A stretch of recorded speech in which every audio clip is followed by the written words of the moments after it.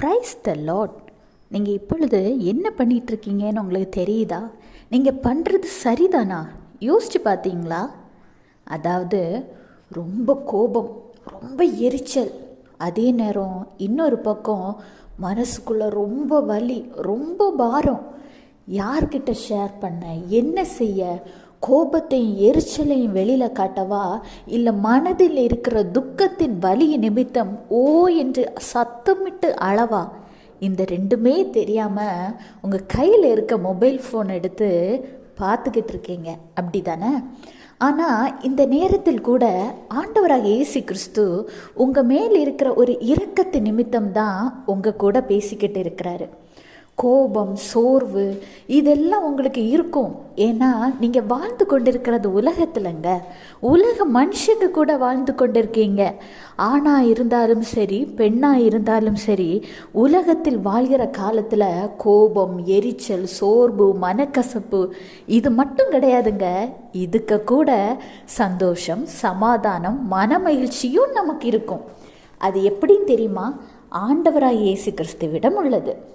ஆண்டவர் உங்கள் மீது மிகுந்த மனமிரக்கமுள்ளவராய் இருக்கிறார்.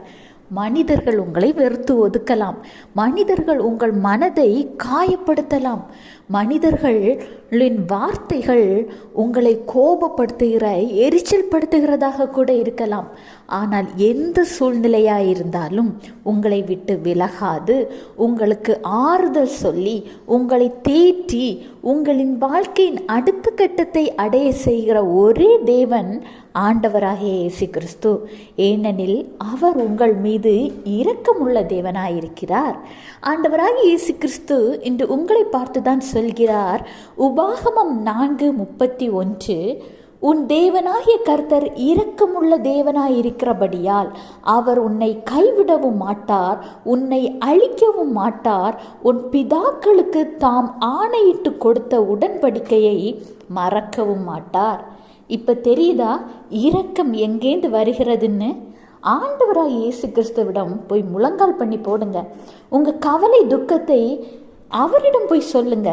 சும்மா மொபைலை நோண்டிக்கிட்டு இருக்கிறத விட முழங்கால் படிட்டு அவரிடம் உங்கள் கண்ணீரை ஊற்றுங்கள். அவர் உங்களை கைவிடவும் மாட்டார், அழிக்கவும் மாட்டார், உங்களுக்கு பண்ணின உடன்படிக்கையை மறக்கவும் மாட்டார். Have a blessed day. Jesus bless you.